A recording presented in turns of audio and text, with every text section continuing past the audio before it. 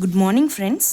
ఈరోజు మనకు తల్లికి వందనం పథకం యొక్క పార్ట్ 2 గురించి నాకు తెలిసినంత వరకు మీతో షేర్ చేసుకుంటాను. ఫస్ట్ ఆఫ్ ఆల్, నిన్న 11వ తేదీన తల్లికి వందనం జాబితాను సాయంత్రం ప్రభుత్వం రిలీజ్ చేయడం జరిగింది. ఈ యొక్క జాబితా మీ సచివాలయంలో డిస్ప్లే చేయడం కూడా జరిగి ఉంటుంది. ఒకసారి మీ సచివాలయాలకు వెళ్ళి మీరు ఒకసారి రెఫర్ చేసుకోండి, మీ పేరు ఉందా లేదా అనేది. తర్వాత ఈ యొక్క జాబితాలో అర్హుల జాబితాను, అనర్హుల జాబితాను రెండింటిని ప్రభుత్వం రిలీజ్ చేసింది. అకౌంట్లోకి అమౌంట్ మాత్రం జూలై 5వ తారీఖున తల్లి అకౌంట్కి కానీ, తల్లి లేని వారి తండ్రి అకౌంట్కి కానీ, తల్లి తండ్రి ఇద్దరు లేని వారికి సంరక్షకుల అకౌంట్కి కానీ పడతాయి. ఒకవేళ ఎవ్వరూ లేని అనాథ పిల్లలకైతే కలెక్టర్ గారి నుంచి స్వీకరించబడతాయి అమౌంట్. ఎప్పుడు అమౌంట్ పడుతుందంటే మరి ఒక్కసారి గుర్తుపెట్టుకోండి, జూలై 5వ తారీఖున అమౌంట్ అనేది పడుతుంది.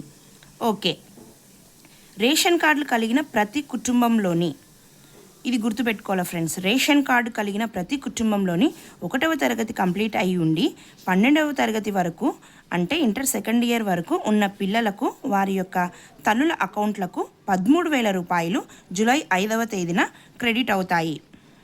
ఇక్కడ 2,000 ఎందుకు కట్ చేశారంటే పాఠశాలలు, కళాశాలల యొక్క మెయింటెనెన్స్ కొరకు కట్ చేయడం జరిగిందని ప్రభుత్వం పేర్కొనింది. ఇది ఒకసారి గుర్తుపెట్టుకోండి. అంటే మీకు జూలై 5వ తారీఖున 13,000 రూపాయలు క్రెడిట్ అవుతాయి తల్లుల అకౌంట్కు, తండ్రుల అకౌంట్కు, సంరక్షకుల అకౌంట్కు. ఓకే ఫ్రెండ్స్, నెక్స్ట్ అర్హత కలిగిన లిస్టులో కూడా ఇనాక్టివ్ అని చాలామందిలో కొందరికి వచ్చి ఉంటుంది. అదొకసారి మీరు జాగ్రత్తగా పరిశీలించుకోండి. అర్హత కలిగి ఉన్నాంలే, మాకేం సమస్య లేదు అని అనుకుంటే పొరపాటే ఫ్రెండ్స్. ఎందుకంటే వారి యొక్క బ్యాంక్ అకౌంట్కి ఎన్పిసిఐ లింక్ లేనందున కొంతమందికి ఇనాక్టివ్ అని వచ్చింది అర్హత కలిగిన లిస్టులో. కాబట్టి ఇనాక్టివ్ అని ఉన్నవారు వెనువెంటనే వారి యొక్క బ్యాంకుకు వెళ్ళి వారి యొక్క బ్యాంకు ఖాతాకి ఎన్పిసిఐ లింక్ అనేది చేయించుకోవాలి. అలా జరిగితేనే తప్ప జూలై 5వ తారీఖున మీకు అమౌంట్ క్రెడిట్ అవ్వదు. యాక్టివ్ అని ఉన్నవారికి ఎటువంటి సమస్య లేదు ఫ్రెండ్స్, ఇది ఒకసారి గుర్తుపెట్టుకోండి.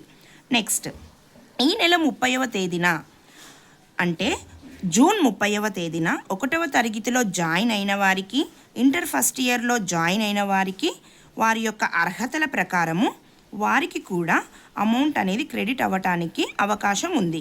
వారి జాబితాను విడుదల చేస్తారు. ఎప్పుడు? ఈ నెల 30వ తేదీన. ఇది ఒక పాయింట్ గుర్తుపెట్టుకోండి, ఇంపార్టెంట్. 1వ తరగతిలో జాయిన్ అయిన వారికి, ఇంటర్ ఫస్ట్ ఇయర్లో జాయిన్ అయిన వారికి ఈ నెల జూన్ 30వ తేదీన అర్హుల జాబితాను విడుదల చేస్తుంది ప్రభుత్వం. నెక్స్ట్, 2025-26వ ఈ విద్యా సంవత్సరంలో మన అదృష్టం ఏమంటే ఫ్రెండ్స్, స్కూల్ అటెండెన్స్తో సంబంధం లేకుండా లిస్ట్ వచ్చిందనమాట పిల్లలకు. అంటే స్కూల్కి సరిగా వెళ్ళని పిల్లల పేర్లు కూడా వచ్చాయి.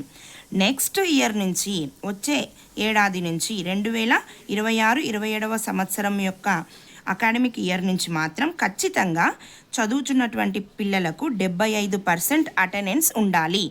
ఈ అటెండెన్స్ పర్సెంటేజ్ని పరిగణలోకి తీసుకొని మాత్రమే లిస్ట్ వదలడం జరుగుతుంది.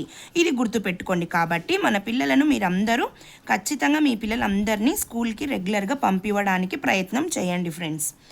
నెక్స్ట్, చివరిగా అర్హులుగా ఉండి కూడా అనర్హుల జాబితాలో పేర్లు వచ్చిన వారు ఏమి కంగారు పడకుండా వారి యొక్క అనర్హతకు కలిగినటువంటి కారణాలను మీ దగ్గర సచివాలయంలోకి వెళ్ళి మీ వెల్ఫేర్ అసిస్టెంట్ గారిని అడగండి ఫ్రెండ్స్.